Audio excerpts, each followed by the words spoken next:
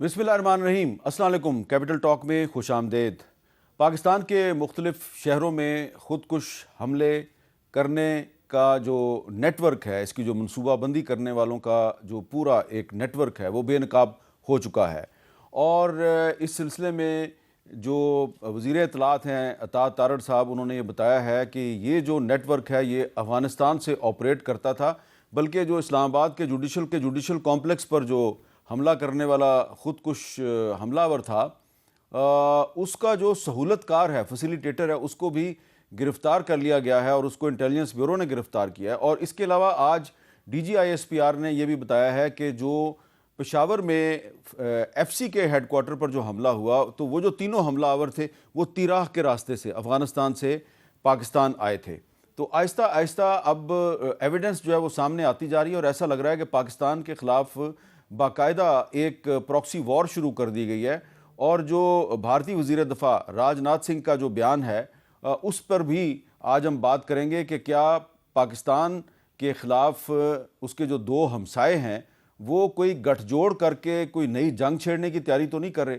تو گفتگو کے لیے ہمارے ساتھ موجود جناب لیفٹیننٹ جنرل ریٹائرڈ عبدالقیوم صاحب، کسی تعارف کے محتاج نہیں ہیں، جناب air marshal retired Arshad Malik صاحب، اور سابق سیکرٹری خارجہ جناب اعزاز چودھری صاحب۔ تو سب سے پہلے میں آپ کو جو آج عطا تارڑ صاحب نے جو ایک پریس کانفرنس میں جو اصل بات بتائی ہے اس کا ایک چھوٹا سا کلپ سن لیں۔ یہ جو خودکش حملہ ہوا 11 نومبر کو G11 کچہری پہ، تو اس میں تو کوئی شک و شبہ نہیں کہ اس کے تانے بانے افغانستان سے ملتے ہیں۔ جو ہینڈلر ہے ساجد العرف شینا، یہ اس سوسائڈ بامر کو بھی لے کے آیا، اس جیکٹ کو بھی لے کے آیا۔ اس نے 2015 میں تحریک طالبان افغانستان جوائن کی، اور یہ سارا جو اس کی پلاننگ ہوئی وہ فطر الخوارج اور ٹی ٹی پی کا جو سربراہ ہے نور ولی محسود، یہ اس نے پلاننگ کی اپنے کمانڈر داد اللہ کے ذریعے۔ داد اللہ اس وقت افغانستان میں موجود ہے، افغانستان کا مکمل طور پہ لنک بھی ہے، ان کی اس میں انوالومنٹ بھی ہے، ان کی سرزمین بھی انوالو ہے۔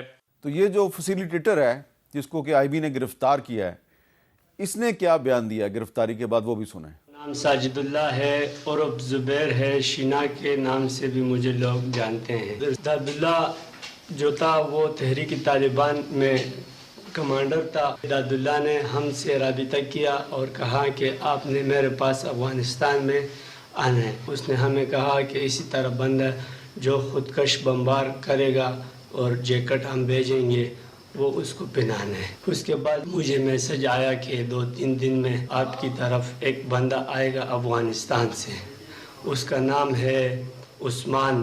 ہم نے وہاں پہ اس کو جیکٹ پہنایا، G11 کچہری میں چلا گیا۔ پھر ہمیں 1 بجے پتہ چلا کہ اس نے خودکش بمبار کر دیے۔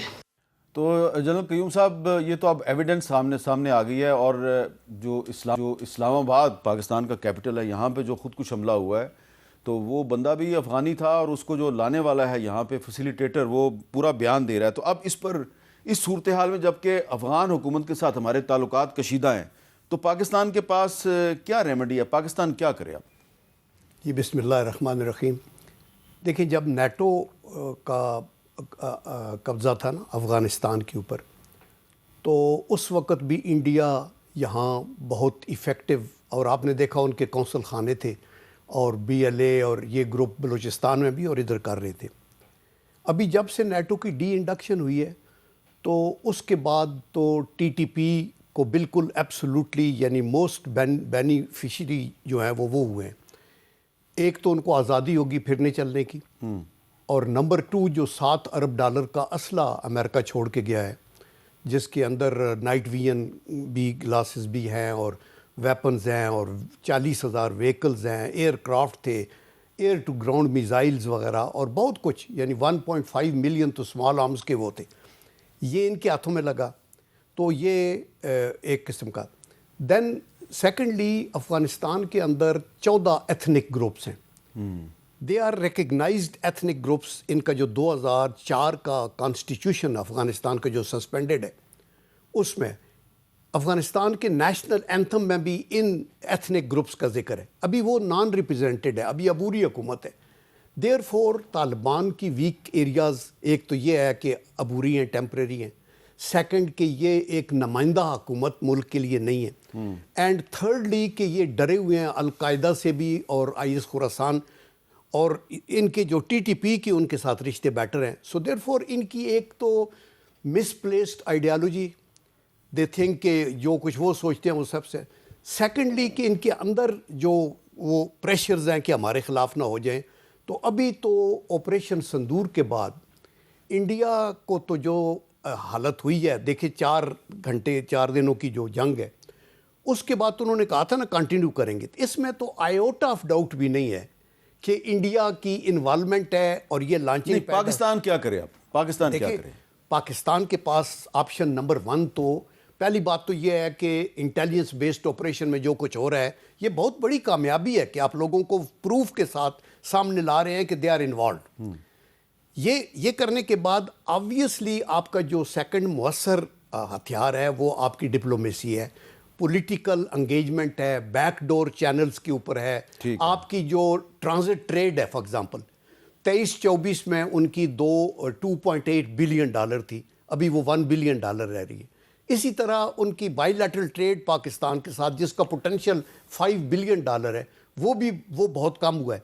आप ट्रांजिट ट्रेड के ऊपर economic strangulation, diplomatic isolation, and in addition to that ये जो काइनेटिक काम वो कर रहे हैं, और जिस मौसर तरीके से आपकी जो साइबर वार है, आप जो उनको ट्रेस कर रहे हैं आपकी इंटेलिजेंस के मुताबिक, उनको बॉर्डरों से क्रॉस करें तो उनको ट्रेल करें और उनको मौका ना दिया जाए. जी, एयर मार्शल अरशद मलिक साहब, क्या इसमें ये भी एक ऑप्शन है कि पाकिस्तान अपनी एयर पावर को इस्तेमाल करे, ड्रोन्स के ज़रिए उनके जो ठिकाने हैं उनको लोकेट करके उनको स्ट्राइक करे?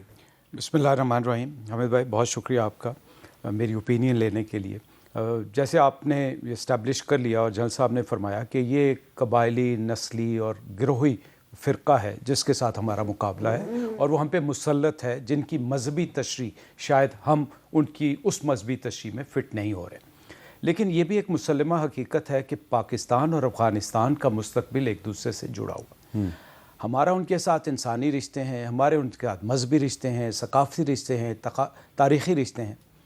मेरे ख़्याल में ये ऑप्शन तो हमारे पास है ही है, बट हामिद भाई ये सिर्फ वाहिद ऑप्शन नहीं है. ठीक है, एयर हम जो लेके आएंगे इंशाल्लाह उसको वो नहीं फेस कर सकेंगे, बट इसके साथ साथ हमें कुछ और ऑप्शंस पे भी जाना पड़े. जी, तो मेरे ख्याल में आपके सवाल के जवाब में कि एयर ऑप्शन तो बड़ी आसान और सादा सी और सामने की सी है, लेकिन इसके साथ साथ हमें ये सोचना है कि अगर हमने मुस्तकबिल के लिए और एक मुस्तकिल लाहे अमल इख्तियार करना है तो वो क्या इक़दामात हैं जो हमें करने पड़ेंगे. अच्छा, इसके लिए अब एजाज़ चौधरी साहब से बात करते हैं. जी एजाज़ चौधरी साहब, अब आप अपने सफारती तजर्बे की रोशनी में क्या सजेस्ट करेंगे कि अब जबकि जो पाकिस्तान के अंदर खुदकुश हमलों का जो नेटवर्क है वो बिल्कुल बेनकाब हो चुका है, जो फैसिलिटेटर है उसने एतराफ़ी बयान दे दिया जी कि ये अफ़गानिस्तान से मैं लोगों को ला के यहाँ पर लॉन्च करता हूँ, तो अब इस सूरत हाल में पाकिस्तान क्या करे? जी शुक्रिया मीर साहब. मेरे ख्याल में सबसे ज़्यादा इफ़ेक्टिव जो है वो इकनॉमिक कोर्शन है, इकनॉमिक मेजर्स हैं, क्योंकि हमारी बंदरगाहों का इस्तेमाल, हमारी अस्पतालों का, हमारी यूनिवर्सिटीज़ का बहुत हो चुका, और उसके रास्ते ये लोग आते हैं जब हम इनके लिए खैर रखते थे और ये हमारे लिए शर. तो इसलिए वो तो सबसे ज़्यादा इफ़ेक्टिव है. मेरे ख्याल में उसके असरात जल्दी आना शुरू हो जाएंगे. अगर 1 बिलियन रह गई और भी कम हो जाएगी, और इनको अगर चाह बाहर जाना चाहते हैं तो जाने दें चाह बाहर. अशरफ गनी साहब ने नॉर्थ साउथ कॉरिडोर भी करके देख लिया था और चाह बाहर भी, दोनों कामयाब नहीं हुए थे. इनको समझ आ जाएगी कि इन्होंने ये किया क्या है. इन्होंने पाकिस्तान को मिसरीड किया है. पाकिस्तान से सच्चा दोस्त इनका कोई नहीं था, लेकिन उन्होंने गलत हैंडल किया. दूसरी बात यह है कि जो आपकी जो बॉर्डर मैनेजमेंट है वो बहुत ही क्रूशल हो गई है, और उसमें अगर जहाँ काइनेटिक ऑपरेशंस चाहिए मेरे ख्याल में वो करने चाहिए, और जहाँ ज़रूरत हो नेचुरली उसके लिए इंटेलिजेंस दरकार होगी. आपको ये सही मालूमात मिलनी ज़रूरी है कि वहाँ पे कहाँ पे क्या हो रहा है. उसके लिए शायद दूसरी जो दोस्त ममालिक इंटेलिजेंस हैं उनसे भी मदद ली जा सकती है. तीसरी चीज़ ये है कि जो डिप्लोमेटिक फ्रंट जिसकी बात की गई है, हमें बिल्कुल एक कोएलिशन बनानी चाहिए. जितने नेबर्स हैं प्लस रशिया एंड चाइना, इन सब के साथ मिलकर, हम पहले भी इनके ऊपर दबाव था मॉस्को फॉर्मेट में, एक यूनानिमस स्टेटमेंट में. मेरे ख्याल में एक और बहुत बड़ी कॉन्फ्रेंस करने की ज़रूरत है.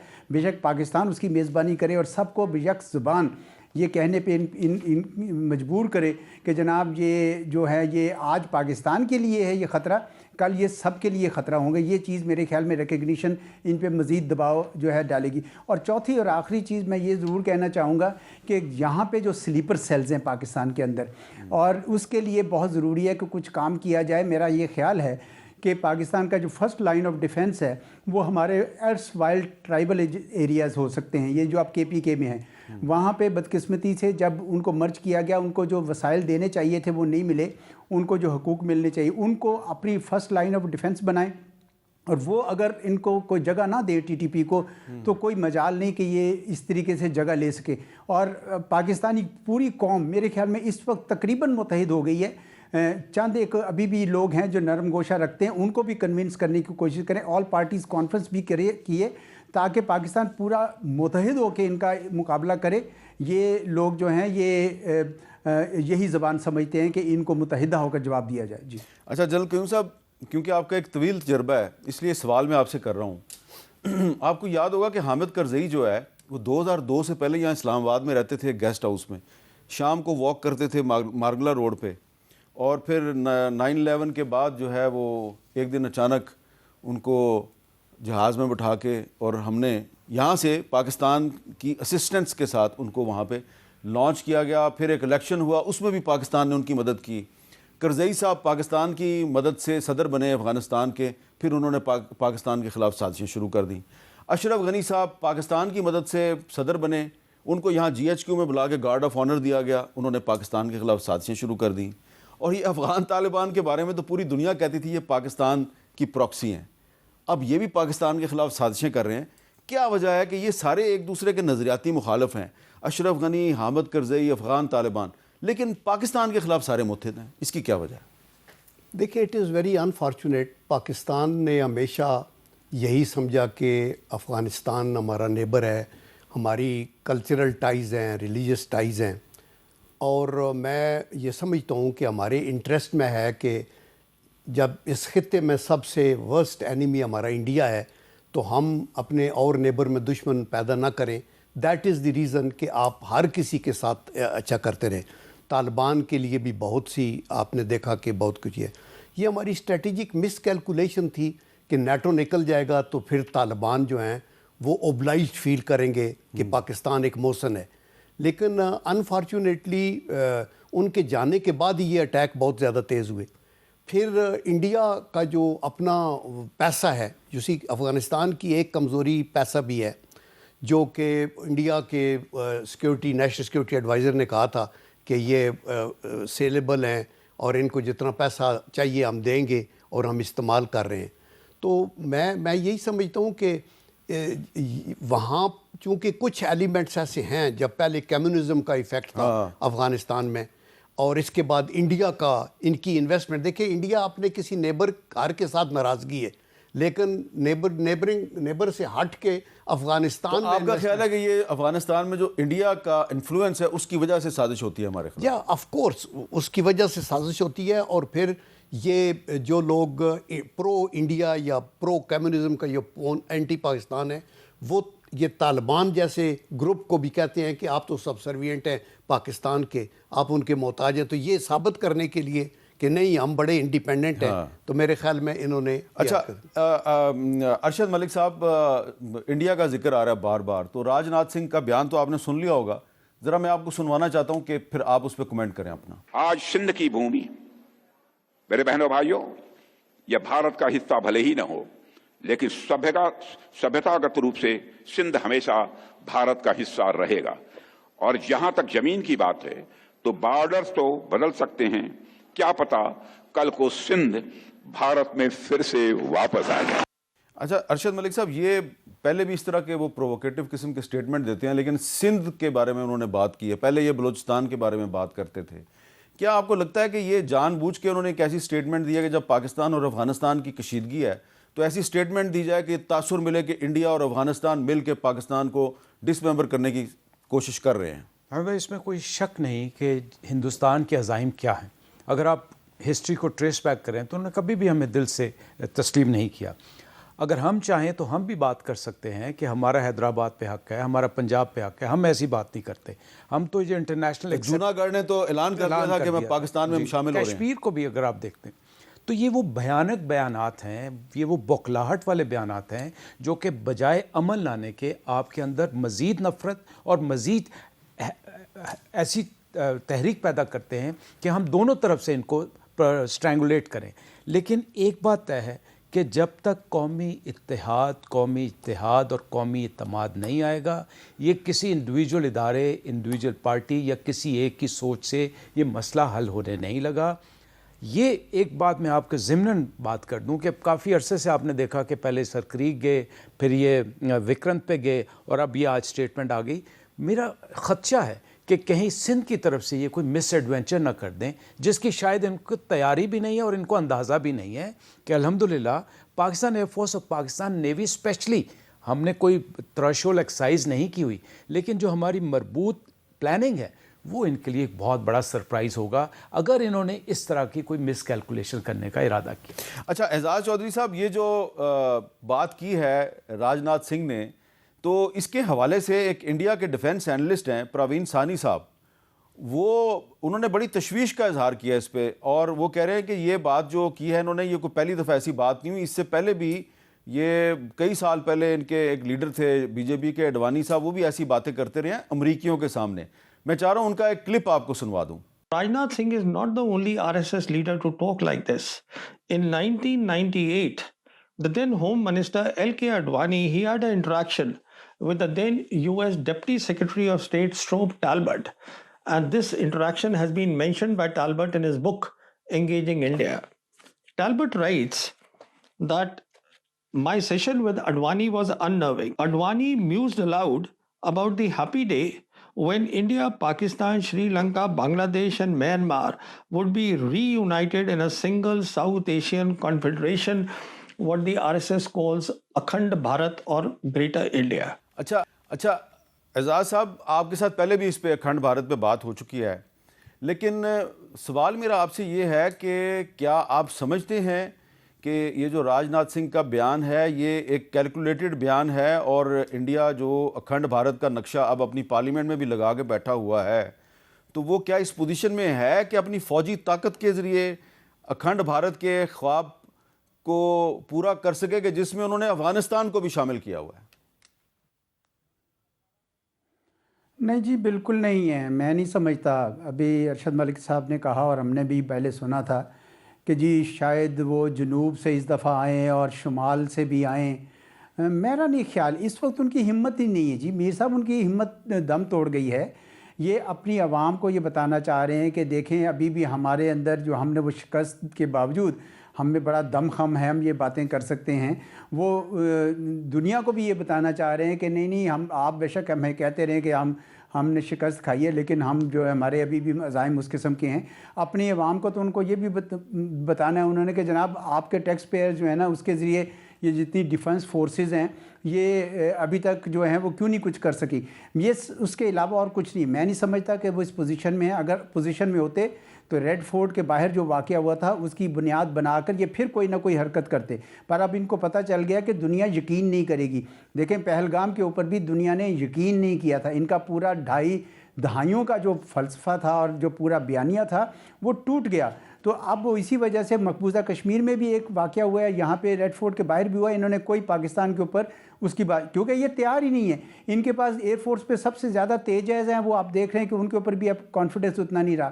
میں نہیں سمجھتا کہ یہ ابھی تیار ہیں کہ پاکستان پہ حملہ کر سکے. یہ اتنی بڑھ کی جو بڑکیں لگا رہے ہیں, اس سے یہ مزید اپنے آپ کو خطے کے اندر تنہا کر رہے ہیں. اور جو ملک خطے میں تنہا ہو جائے وہ دنیا کے اندر اپنا کیسے اتنا بڑا گلوبل پروفائل لے سکتا ہے. تو میں نہیں سمجھتا کہ ان گیدڑ ببکیوں سے کوئی ڈرنا چاہیے, لیکن جواب دینا چاہیے. وہ ہم نے دیا ہے, بہت اچھا کیا. ہمارے فارن آفس سے بھی, ہمارے جو آرم فورسز کی طرف سے بھی یہ بالکل اس قسم کی جرت نہیں کریں گے. میں نہیں سمجھتا کہ پاکستانی قوم ان کی اس قسم کی گدڑ ببکیوں سے ڈرنے والی ہے. جی وہ ڈرنے والی تو نہیں ہے پاکستانی قوم, لیکن ایسا لگتا ہے کہ انڈیا میں کچھ لوگ جو ہیں وہ پاکستان میں ہونے والی جو کچھ تیاری ہے اس تیاری سے ذرا پریشان ہیں.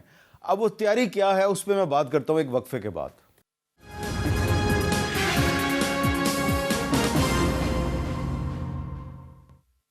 کیپٹل ٹاک میں دوبارہ خوش آمدید.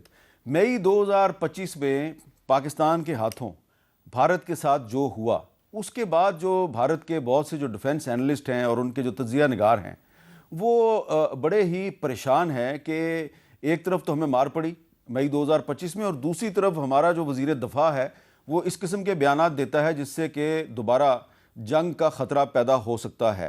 اب یہ جو پروین ثانی صاحب ہیں جنہوں نے کہ مئی 2025 کی جنگ سے پہلے یہ وارن کیا تھا کہ اگر جنگ ہوئی تو انڈیا کو بڑی مار پڑے گی, اب یہ دوبارہ جو ہے دہائی دینی شروع کر دی ہے انہوں نے کہ بھائی پاکستان میں تیاری شروع ہو گئی ہے اور اگر آپ نے کوئی پنگا لے لیا تو بڑی مار پڑے گی. اور یہ جو تیاری کا وہ ماتم کر رہے ہیں اس میں وہ جو ایک 27ویں آئینی ترمیم جو ہے اس کا بھی ذکر کر رہے ہیں. کس انداز میں ذرا سنیں. Through a constitutional amendment, the Pakistan Army Chief, Field Marshal Asim Munir, also has become the Chief of Defence Forces, implying one single man who will decide war, the stages of war, everything with Pakistan, so the decision making will be very swift on the Pakistan side. Then the US Congress report also talks about the Chinese who are to give 40 J-35 fifth generation fighter aircraft to the Pakistan Air Force, and the Pakistanis will get anti-ballistic missile systems from China, which are the HQ-19 and the KJ-500 AEWC. They will get all these things. So the point is very simple, that the Pakistanis are determined to fight at the operational level of war with the newly raised Rocket Force Command under the Pakistan Army and the Pakistan Air Force. جی general Qayyum Sahib. دیکھیں جہاں تک India کا تعلق ہے نا, پاکستان نے کبھی بھی اپنی گارڈز لوور نہیں کی. میں ملٹری آپریشن ڈائریکٹریٹ میں کچھ 6 سال رہا جب یہ بہت سی چیزیں ہو رہی تھی تو, لیکن ابھی یہ جو گیدڑ بھپکیاں انڈیا کی, اس کی 2-3 ریزنز ہیں. نمبر 1 تو یہ ہے کہ ان کے اندر بہت سی انسرجنسیز کی موومنٹس ہیں, وہ اس کو ہلا رہی ہیں. آپ کو یاد ہے نا, ایسٹرن سائڈ پہ ریڈ کوریڈور بھی ہے, موئسٹ بھی ہیں, منی پور کا ہے, خالستان والے کتنے ایفیکٹو ہیں, اور بہت سارا. سیکنڈلی جو مودی کی اپنی اینٹی مائنارٹی پالیسیز ہیں, اس سے بھی ایک طبقہ خوش نہیں ہے کہ آپ ہمیں اس سے ہٹا کے تو ایک ہندو انڈیا بنانا چاہتے ہیں, سیکولر انڈیا کا. اینڈ تھرڈ بڑی ریزن یہ ہے جو ان کو 4 دنوں میں مار پڑی پاکستان سے, پنگا انہوں نے لیا, خود کو حملہ کیا اور مار کھائی, اور خطے میں نہیں بلکہ بین الاقوامی سطح کے اوپر ان کی جو ہے وہ پریشانی ہوئی. تو اس لیے ہمیں ویئرز میں نے پہلے بھی کئی دفعہ بتایا ہے کہ دشمن کو جب ہم ذہن میں رکھتے ہیں تو 2 چیزیں دیکھتے ہیں, ایک اس کی کیپیبلٹی اور ایک اس کی انٹینشنز. انڈیا ایک ایسا ملک ہے جس کی فوج تو بڑی ہے, تو اب وی انڈرسٹینڈ کہ یہ کسی جگہ پہ نیوسنس کریٹ کر سکتا ہے. تو یہ اگر سندھ میں پنگا لے گا تو ان کی سافٹ انڈر بیلی خالستان بھی ہے, یہ وہ بھی ہمارے بالکل ڈور سٹیپ کے اوپر اور ہمارے ساتھ ہے. اور in addition to that, by the grace of Allah, جو ہماری ایئر پاور ہے اور جو انٹیگریشن ابھی ہم نے چیف آف ڈیفنس فورسز سے کریٹ کر لی ہے, جو پریکٹیکلی ہم بیفور بھی کیسے کر رہے تھے, تو اس کی وجہ سے یہ جو انٹیگریٹڈ پاکستان کی land forces, naval forces, air force, space کی یوٹیلائزیشن اور سائبر وار, یہ جب سارے کمبائنڈ ہو کے جب پہلے بھی اس طرح ایفیکٹ ہوا, تو انشاءاللہ آئی ٹیل یو کہ ہمیں محتاط ضرور رہنا ہے, لیکن انڈیا کا. اچھا ارشد ملک صاحب, یہ جو پروین ثانی صاحب چیف آف ڈیفنس فورسز کا جو عہدہ ہے, اس کی جو توجیہ کر رہے ہیں, جو انٹرپریٹیشن کر رہے ہیں کہ یہ دراصل ایک آپریشنل ریکوائرمنٹ ہے جنگ کی صورتحال میں, تو آپ سمجھتے ہیں کہ یہ تو عہدہ انڈیا میں بھی ہے, تو ان کو اس کا فائدہ کیوں نہیں ہوا اور ہمیں کیسے ہوگا؟ میری ذاتی رائے میں اور بڑی محتاط رائے میں, چیف آف ڈیفنس فورسز کا جب تک خد خال سامنے نہیں آتے ہم اس طرح سے کامنٹ نہیں کر سکتے. میرے خیال میں جو پاکستان ایئر فورس کی اپنی ایک اسٹرینتھ ہے وہ ہمیشہ سے یہی رہی ہے کہ flexibility, adaptability and as of operation and quick decision making. میرے خیال میں جو آپ جس طرف اشارہ کر رہے تھے کہ تیاری کیا ہے, تو ہماری جو معلومات ہیں اس پہ کافی انالیسس ہوا, اور اس میں آپ نے دیکھا کہ جو چیف آف ایئر فورس تھے وہ پہلے امریکہ گئے, پھر چائنا گئے. جو گیپس ہیں جو جنگ کے بعد وہ بڑا ضروری سمجھنا, اس میں ہم نے 2-3 باتوں پہ زور دیا. ایک تو ہمارے F-16 اس طرح یوٹیلائز نہیں ہوئے بیکاز آف لمیٹیشن. کیونکہ J-10 کی جو اسٹرینتھ تھی وہ ماشاءاللہ بہت آگے تھی. پھر جو JF-17 کی یوٹیلائزیشن تھی سرفیس اٹیکس سرفیس ٹارگٹس کے لیے الحمدللہ وہ دوسرا جو گیپ نظر آ رہا تھا، ایک تو یہ F-16 کی اسٹرینتھ میرے خیال میں اس پہ ضرور پیش رفت ہوئی. دوسرا جو گیپ آپ نے ضرور دیکھا ہوگا اور جو کہ حقیقت بھی ہے کہ انہوں نے براموس کو بہت زیادہ پیش کیا. اس کے مقابلے میں جو ہمارے ایئر ڈیفنس سسٹم تھا جس کا نام آپ ماشاءاللہ سب کو پتہ ہے، اس سے امپروو ورژن کی طرف ہم گئے. تیسرا جو فیکٹر جس میں ہم نے ماشاءاللہ ایک اسپیشلائز ہم نے کیا تھا وہ تھا سائبر اور نیٹ ورکنگ والا. لیکن اب جو اگلا ہم دیکھ رہے ہیں وہ ہے ڈرونز ٹیکنالوجی کا. اور ڈرونز ٹیکنالوجی کو جس میں ہم فوقیت لینے جا رہے ہیں انشاءاللہ وہ ہوگا انڈیجنائزیشن کا. تو جو آپ تیاری کی طرف کہہ رہے ہیں جس کا میں نے اشارہ کیا کہ اگر یہ ساؤتھ کی طرف مس ایڈونچر آئے اور ہمیں ساؤتھ میں اگر ان کو موقع نہیں ملا تو ہمیں تو بالکل موقع نہیں ملا. تو یہ وہ تیاری ہے جس سے انشاءاللہ اللہ کی مدد سے ہم ان کو کاؤنٹر کرنے میں. تو اگلا محاذ اگر انہوں نے پہل کی تو ان کو ساؤتھ میں بہت مار پڑے گی. سر آپ دیکھیں کہ ان کا ولنریبلٹی کتنی زیادہ ہے. اگر آپ ان کا جو ٹریڈ والا ایریا دیکھیں وہ 200 کلومیٹر کا بہت بڑی ولنریبلٹی ہے. آپ کی تو اتنی ولنریبلٹی بنتی نہیں. دوسرا جو اب ہم نے ویپن لگایا ہے JF-17 کے اوپر جو ان کو ضرور پتہ ہوگا، اگر یہ پچھلی دفعہ PL-15 کی طرح اس کی رینج مس کیلکولیٹ نہ کر گئے تو اس کی رینج الحمدللہ اتنی ہے کہ وکرانت کو ان کو مزید پیچھے لے کے جانا پڑے گا. وکرانت جو ان کا فلیٹ ہے، کیریئر ہے، ایئر کرافٹ کیریئر. اچھا اعزاز چوہدری صاحب میں آپ کے پاس آتا ہوں ایک چھوٹے سے وقفے کے بعد.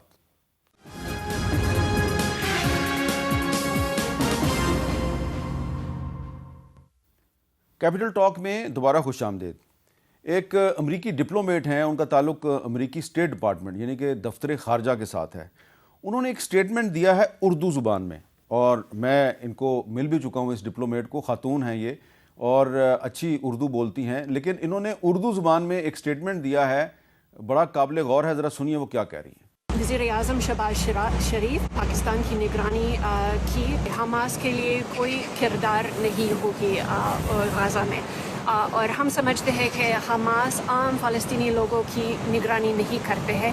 انہوں نے کہا جی کہ وزیر اعظم شہباز شریف نے ہمیں یہ یقین دہانی کروائی واشنگٹن کے دورے میں کہ حماس کا جو غزہ میں کوئی کردار نہیں ہوگا، اور یہ سمجھتی ہیں کہ جو حماس ہے وہ غزہ کے جو رہنے والے ہیں ان کی نمائندگی نہیں کرتی. جب بس اتنی بات انہوں نے کی ہے، لیکن اب اس پہ سوال یہ پیدا ہوتا ہے کہ یہ بات انہوں نے کیوں کی ہے. تو اعزاز چوہدری صاحب اب ایک دوسرا موضوع آ گیا ہے، تو میں آپ سے یہ پوچھنا چاہتا ہوں کہ آپ کی رائے تو ہم پہلے لے چکے ہیں اس مسئلے پہ. کیا اس قسم کی سٹیٹمنٹ کسی امریکی ڈپلومیٹ کو ایک ایسی صورتحال میں دینی چاہیے کہ جب ابھی پاکستان نے کوئی فیصلہ نہیں کیا کہ اس نے غزہ اپنی فوج بھیجنی ہے یا نہیں بھیجنی؟ جی دیکھیں، وہ اپنے بارے میں تو بتا سکتی ہیں کہ ان کی رائے کیا ہے. وہ پاکستان کے وزیر اعظم کی ترجمانی کی ضرورت نہیں ہے ان کو. ہمارے پاس اپنے سپوکس مین ہیں اور ہم اپنے جو موقف ہے اس کو بڑے اچھے طریقے سے واضح کر دیتے ہیں. تو میں تھوڑا حیران ہوں کہ وہ یہ کیسے دے سکتی ہیں کہ جی پاکستان کے وزیر اعظم نے ایشورنس دی، نہ کوئی یہ بات ہوئی نہ کوئی اس قسم کی. یہ میں نہیں کہہ رہا کہ بھائی ہمارے وزیر اعظم نے کیا کہا ہوگا. بات یہ کہ یہ کون ہے یہ کہنے والے، اور ہم کس طریقے سے حماس کے بیاف پہ جا کے یہ بات کر سکتے ہیں. مجھے تو یہ بات بالکل مطلب غیر منطقی بھی لگی ہے اور غیر سفارتی بھی لگی ہے. پاکستان کو آپ کو پتہ ہی ہے میری رائے اس معاملے میں کہ ہمیں یہ دیکھنا ہوگا کہ جو اسٹیبلائزیشن فورس ہے وہاں پہ وہ کسی ایسی صورتحال میں نہ پھنسے کہ جس میں ایک طرف وہ اسرائیلی ڈیفنس فورسز سے لڑتی نظر آئے، دوسری طرف حماس سے لڑتی نظر آئے. یہ چیزیں پہلے طے ہوں گی اور اس کے بعد سارے ملکوں کی جہاں پہ نمائندگی ہوگی پاکستان بھی اس کے بارے میں غور کرے گا. لیکن یہ نہیں کر سکتا پاکستان کہ جا کے فلسطینیوں سے بھی لڑ رہا ہو یا اسرائیلی سے بھی لڑ رہا ہو. میرے خیال میں اس معاملے میں ہمارے ہاں بڑی کلیئرٹی ہے. اچھا جنرل قیوم صاحب، جو ہمارے وزیر خارجہ ہیں ڈپٹی پرائم منسٹر ہیں اسحاق ڈار، وہ بڑا واضح طور پہ یہ بیان دے چکے ہیں کہ جب تک جو اسٹیبلائزیشن فورس ہے اس کا مینڈیٹ سامنے نہیں آتا اور یہ پتہ نہیں چلتا کہ اس کی رسپانسبلٹیز کیا ہوں گی تو ہم اس پہ کوئی فیصلہ نہیں کر سکتے. تو وہ ہمیں بتا رہی ہیں کہ امریکن ڈپلومیٹ کے شہباز شریف صاحب تو کمٹمنٹ دے چکے ہیں. دیکھیں جیسے چوہدری صاحب نے فرمایا بالکل ٹھیک بات ہے. یہ لغو بات ہے کہ انہوں نے یہ کہا کہ ان کا کوئی رول نہیں ہوگا. ہم کسی پوزیشن میں نہیں ہیں یہ کہنے کے لیے کہ وہ رول ہوگا یا نہیں ہوگا. اور نمبر 2 پاکستان کی پوزیشن پیلسٹائن پہ کرسٹل کلیئر ہے based on what Quaid Azam Muhammad Ali Jinnah set. تو دیر فور آئی تھنک کہ ہم 2 اسٹیٹ کی بات کر رہے ہیں, ہم پیلسٹائن کی ایک سیپریٹ اپنی انڈیپینڈنس کی بات کر رہے ہیں, ہم القدس کو ان کا کیپٹل ماننے کی بات کر رہے ہیں, اور ہم یہ سمجھتے ہیں کہ یہ ان کا اپنا رائٹ ہے اور وہ ان کو کرنا چاہیے. تو اس لیے میرے خیال میں statement. Air marshal Arshad Malik صاحب, آپ اس پہ کیا کہیں؟ جی بالکل غیر منطقی بات ہے. سب سے پہلے یہ کہنا کہ حماس وہاں کی نمائندہ نہیں ہے, یہی بالکل لغو بات ہے. دوسرا کیونکہ انہوں نے تو 2006 کا الیکشن جیتا ہے اور اکثریت حاصل اس کے بعد سے ابھی تک الیکشن کوئی نہیں کروا رہا. دوسرا ہمارا بھی اس پہ سٹانس بڑا کلیئر ہو. یہ میں مانتا ہوں کہ ہمارے اوپر آپ کو پتہ ہے پاکستان میں بھی یہ ہوتا ہے کہ ایک چھوٹی سی سٹیٹمنٹ دیکھ کے دیکھتے ہیں کہ ریئیکشن کیا آ رہا ہے. تو شاید انہوں نے ریئیکشن دیکھنے کے لیے, جج کرنے کے لیے کہا ہو. پاکستان کی پوزیشن ابھی تک کے لحاظ سے تو بہت کلیئر ہے, اور ابھی اس کو فردر اسٹرینتھن ملتی ہے جب سعودی عرب کے جو ولی عہد ہیں انہوں نے بھی امریکہ جا کے کہا کہ میں 1 ٹریلین کی انویسٹمنٹ تو کر دوں گا, لیکن 2 ریاستی جو فلسطینی ریاست ہے اس کے اوپر میں نے کمپرومائز نہیں کیا. آپ کو پتہ ہے کہ ہم مانیں یا نہ مانیں, ایک انفلوئنس ہمیں سعودیہ سے آتا ہے, ایک امریکہ سے آتا ہے, لیکن ان حالات میں ہمارا بیانیہ بالکل ٹھیک رہتا ہے. جو سر نے فرمایا, جو چوہدری صاحب نے فرمایا کہ 2 ریاست, القدس اور حماس کا رول, اور پاکستان کو کہاں جانا ہے, کیسے جانا ہے, میں بار بار ایک آدھ پروگرام. اچھا, آپ کو پتہ ہے کہ پاکستان میں بہت سے لوگ جو ہیں وہ 2 ریاستی فارمولے کو بھی نہیں مانتے, اور وہ ایسے لوگ ہیں جن کو آپ نظر انداز نہیں کر سکتے. مثلا مفتی تقی عثمانی صاحب ہیں, مثلا وہ حافظ نعیم الرحمان صاحب نے لاہور میں جماعت اسلامی کے اجتماع میں کہا کہ ہم اس 2 ریاستی فارمولے کو نہیں مانتے. بہت سی جماعتیں نہیں مانتی اس کو. تو وہ پاکستان جہاں پہ کہ 2 ریاستی فارمولہ ہی جو ہے وہ اتنا متنازع ہے, اس پاکستان میں جب کوئی یہ کہے گا کہ جی آپ اپنی فوج غزہ بھیجیں اور وہ وہاں جا کے حماس کو ڈس آرم کرے, تو کیا وہ پاکستان کا دوست ہے یا دشمن ہے؟ دیکھیں, اس لحاظ سے تو کسی کو کوئی کنفیوژن نہیں ہونی چاہیے کہ ہم اس وقت تک اپنی فوجیں انوالو نہیں کریں گے جب تک کہ ایک اجتماعی سوچنا آ جائے. دوسری بات, جب تک یہ نہ پتہ چل جائے کہ ٹی او آرز ہیں کیا.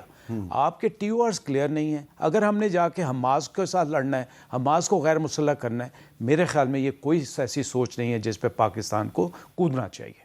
اچھا اعزاز چوہدری صاحب, ذرا تھوڑا سا مزید ذرا یہ سمجھا دیں کہ یہ جو نیتن یاہو صاحب ہیں جو کہ اسرائیل کے پرائم منسٹر ہیں, وہ بھی 2 ریاستی فارمولے کو نہیں مانتے. پاکستان 2 ریاستی فارمولے کو مانتا ہے, سعودی عرب مانتا ہے, بہت سے مسلم ممالک مانتے ہیں, یونائٹڈ نیشنز کی قرارداد بھی ہے, لیکن نیتن یاہو نہیں مانتے.